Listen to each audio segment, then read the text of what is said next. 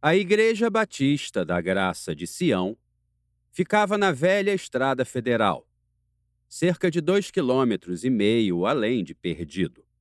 Sua congregação era composta de batistas conservadores, linha dura, de modo que a igreja era uma das construções mais desconfortáveis que se pode imaginar. Um único salão pintado de branco, com um teto abobadado que concentrava calor no verão e frio no inverno, quando grilos barulhentos se abrigavam ali. No meio do ano, era a vez das baratas voadoras. Era uma construção antiga, erguida sobre uma base de tijolos alguns anos antes da Guerra da Secessão. Então, às vezes, gambás e cascavéis viviam na areia escura debaixo dela.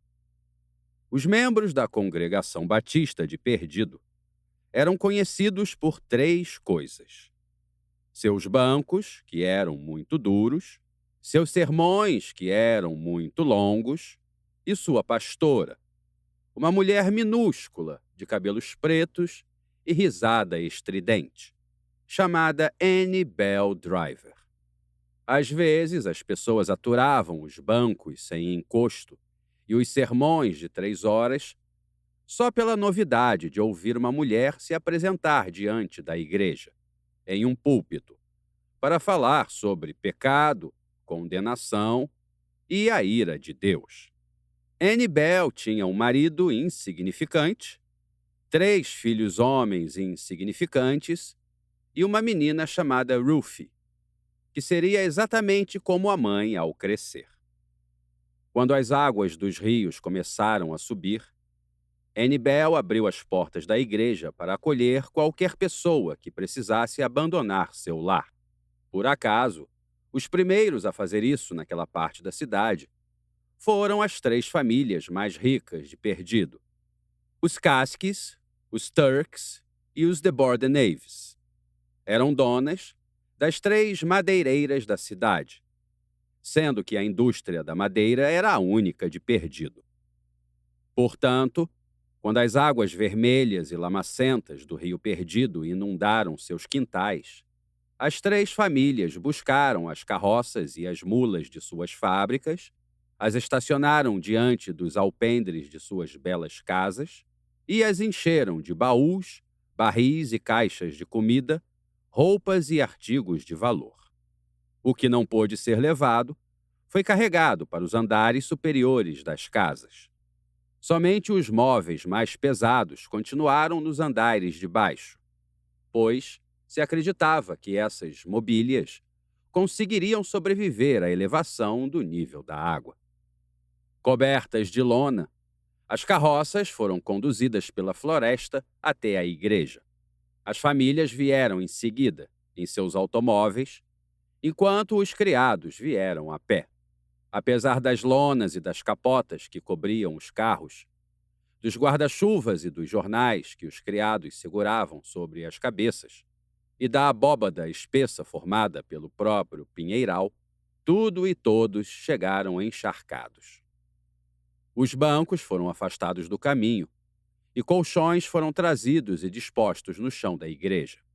As mulheres brancas ficaram com um canto, as criadas negras com o outro, as crianças com um terceiro, e o quarto canto foi reservado para o preparo da comida.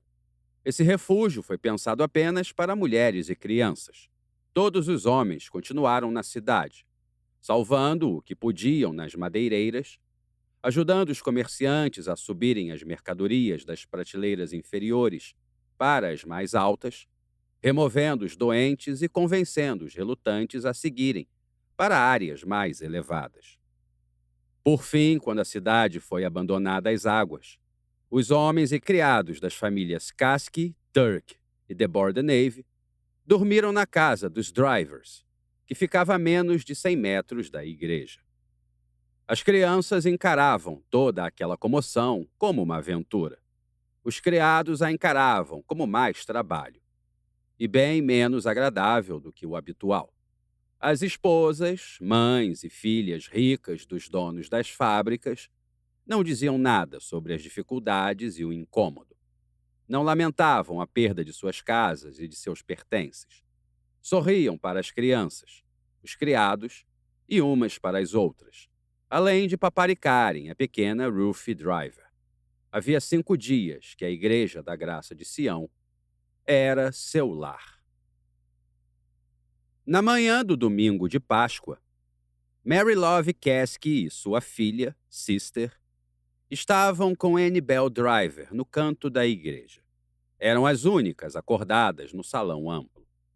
Caroline de Bordenave e Manda Turk estavam perto delas, em colchões próximos.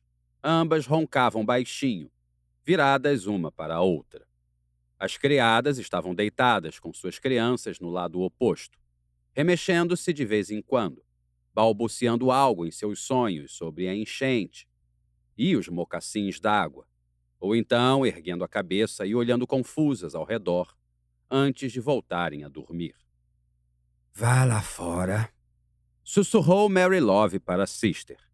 E veja se Bray e seu irmão já estão vindo pela estrada. Obediente, Sister se levantou. Ela era magra e ossuda, como a mãe viúva. Tinha o cabelo igual ao de todos os Caskeys, fino e forte, mas sem uma cor definida, o que o tornava bastante comum.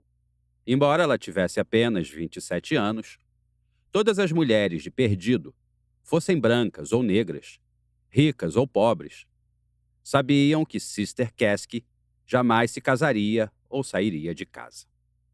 As carroças com todos os pertences dos Caskeys, Turks e de Bordenaves tinham sido estacionadas diante da igreja e eram guardadas dia e noite por 1 ou 2 criados com espingardas. O condutor dos de Bordenaves dormia sentado na carroça mais próxima da estrada, e Sister andou com cuidado para não o incomodar. Ela olhou a trilha que cruzava o pinheiral na direção de Perdido. O sol se erguia sobre os pinheiros altos e brilhou contra seus olhos, mas a luz na floresta ainda era fraca, esverdeada e carregada do orvalho da manhã. Sister levantou a cabeça, esticando o pescoço de um lado para outro. O condutor se remexeu na carroça e falou: É a senhorita Caskey que está aí? Por acaso viu Bray e meu irmão? Não vi não, senhorita Caskey. Então volte a dormir. É manhã de Páscoa. O senhor ressurgiu, exclamou não muito alto o condutor, pousando o queixo no peito. Sister protegeu os olhos daquele sol matinal úmido, da cor de manteiga artesanal barata. Um homem e uma mulher despontaram de um véu de neblina na floresta e pararam na trilha das carroças. Aonde sua menina foi? Perguntou Annie Bell Driver. Bem, respondeu Mary Love, esticando o pescoço. Eu pedi que fosse ver se Oscar e Bray estavam chegando. Eles foram até a cidade para verificar o nível do estrago. Não queria que fossem, senhora Driver. Quero Oscar longe de barcos a remo.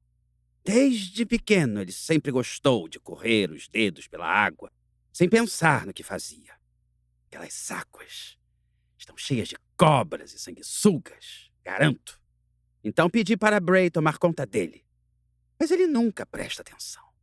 Concluiu Mary Love com um suspiro pesaroso. Sister apareceu à porta. Conseguiu vê-los, Sister? Quis saber Mary Love. Só o Oscar? Respondeu Sister hesitante. Bray não está com ele? Perguntou a mãe. Não o vi.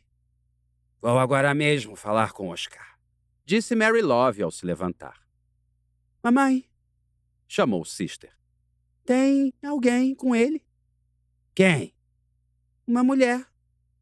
Que mulher? Mary Love foi até a porta aberta da igreja e olhou para fora. Viu o filho 30 metros adiante na estrada de terra, conversando com uma mulher mais magra e ossuda do que a própria Mary Love. Quem é, mamãe? Ela tem o cabelo ruivo? Não sei, Sister. Annie Bell parou atrás de Mary Love e Sister. Ela é de Perdido? Perguntou a pastora. Não! Exclamou Mary Love com firmeza. Ninguém em Perdido tem os cabelos dessa cor.